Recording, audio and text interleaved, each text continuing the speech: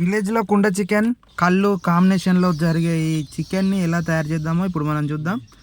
Chicken అయితే ఫ్రెష్గా కడుక్కోవాలి. ఫ్రెష్గా కడుక్కున్నాక దానికి సరిపడా పసుపు, ఉల్లిగడ్డలు, మిరపకాయలు, అట్లనే కారం, ఉప్పు, అల్లం, పెరుగు వేసుకుంటే వేసుకోవచ్చు, అది మీ ఇష్టం. అయితే తర్వాత వీటిని అయితే మంచిగా నీట్గా కలుపుకోవాలి. కలుపుకున్నాక చేయి కడుక్కోవాలి. చేయి కడుక్కొని 10 నిమిషాలు పక్కకు పెట్టుల్లి. అంతసేపట్లో మీరు ఏం చేస్తారంటే ఓ పొయ్యి చూడాలి, పొయ్యి తెచ్చుకోవాలి. అంటే మాకు అక్కడ స్టాండ్ ఉన్నది కాబట్టి మేము తయారు చేసుకున్నాం.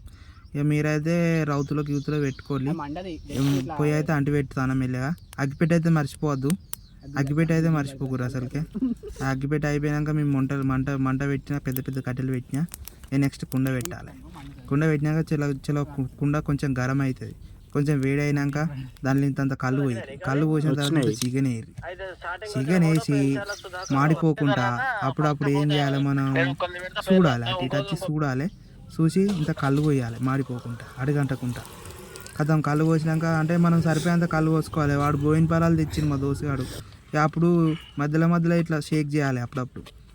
2 సార్లు చేస్తే చాలా ఎక్కువసేపు అవసరం లేదు. 2 సార్లు అయితే వేయండి అంతే. 2 సార్లు వేసిన తర్వాత ఊపినాక ఒక 15 నిమిషాలు పెట్టుళ్ళు అంతే. గుమ్మగుమ్మలాడే కుండ చికెన్ రెడీ అంతే.